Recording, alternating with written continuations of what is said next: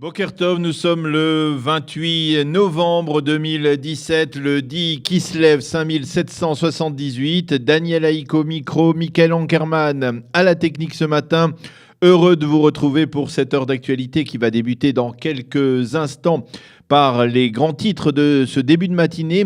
Vers 8h15, 8h10, 8h15, nous évoquerons ce matin un sujet délicat qui a fait trembler, vous le savez probablement, en début de semaine, la coalition gouvernementale. Il s'agit du positionnement des partis orthodoxes, en particulier du parti judaïsme de la Torah face au Shabbat et de la décision du Rav Yaakov Litzman de démissionner du gouvernement. Yaakov Litzman qui était jusqu'à ce matin ministre de la Santé publique. C'est Eliana Gurfinkel qui m'interrogera sur ce sujet et je tenterai de vous expliquer les tenants et les aboutissants de ce dossier particulièrement complexe. Vers 8h15, Eliana Gurfinkel nous présentera sa chronique Un jour, notre histoire. Vers 8h35, je vous présenterai la revue de la presse et des médias israéliens. Et vers 8h45, nous serons en ligne avec Dov Maimon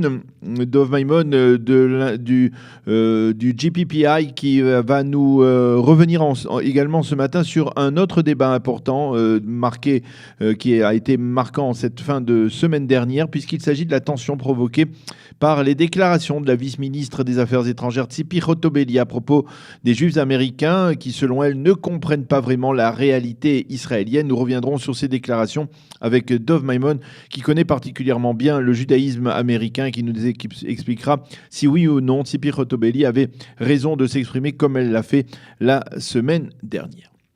Les grands titres de l'actualité de ce matin, la loi interdisant à la police israélienne ou aux enquêteurs de la police de publier les conclusions des enquêtes judiciaires en général et de celles du Premier ministre en particulier a été votée hier en première lecture par 46 voix contre 37 à la Knesset. Ce vote suscite depuis hier une très vive polémique dans la classe politique israélienne, en particulier parce que cette loi est apparemment rétroactive et donc elle va permettre de ne pas publier les recommandations sur les enquêtes dans les dossiers 1000 et 2000, ces fameuses enquêtes dans lesquelles le Premier ministre Binyamin Netanyahou est impliqué. Ceci étant, et en marge de ce vote d'hier, selon certaines rumeurs, les enquêteurs de la police auraient actuellement quelques difficultés à prouver qu'il y a vraiment eu une véritable corruption dans les relations entre Binyamin Netanyahou et son ami le milliardaire israélien Arnon Milchan, l'homme qui l'a fourni au cours des dernières années en cigares et en champagne.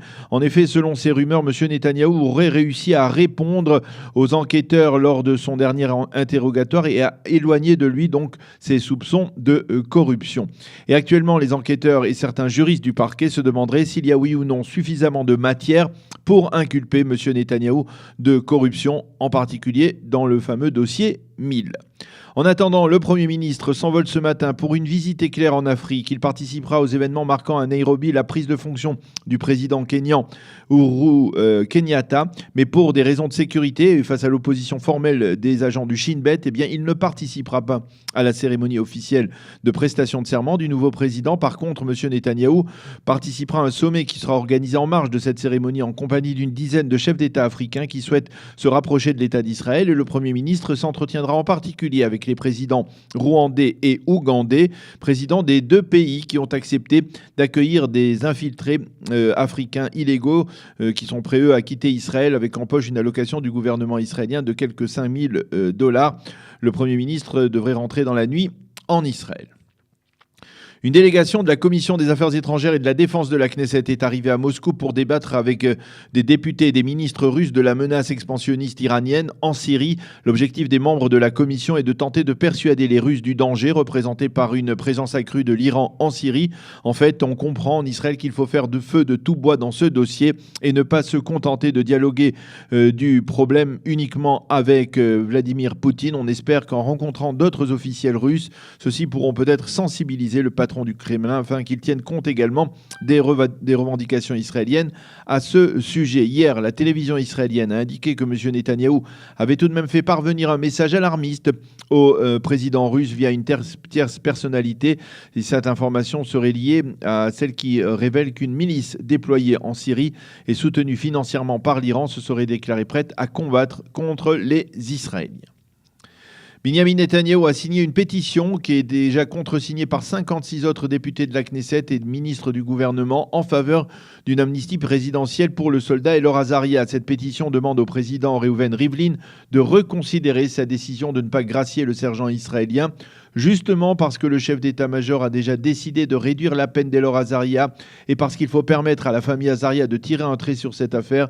Nous vous demandons de reconsidérer votre décision et finalement d'amnistier le soldat, affirment donc ces députés et ministres israéliens, donc dans cette pétition signée également par Benjamin Netanyahou à la présidence de l'État à Jérusalem. On a réagi en affirmant que le président ne traitait que de demandes de grâce déposées par les condamnés eux-mêmes. Fin de citation. Puis dans la série des faits divers graves, une terrible explosion a secoué hier soir la ville de Yafo. Selon les premiers éléments de l'enquête, des bonbonnes de gaz ont explosé, détruisant presque totalement une maison, une boutique et provoquant un sérieux incendie. Le bilan serait particulièrement sérieux. On parle de 3 ou de 4 morts et de plusieurs blessés dans cette explosion. Et puis la météo pour terminer, le temps sera partiellement nuageux à clair. Il fera 18 degrés aujourd'hui à Jérusalem, 22 à Tel Aviv et 26 degrés à Eilat. Voilà, nous allons marquer une pause et avec une pause musicale qui nous sera proposée par notre ami Michael Ankerman. Et ensuite, nous nous retrouvons avec Eliana Gurfinkel pour débattre donc de ce sujet qui a ébranlé la coalition gouvernementale, la démission du ministre de la Santé publique et leader du judaïsme unifié de la Torah orthodoxe, le Rav Yaakov Litzman.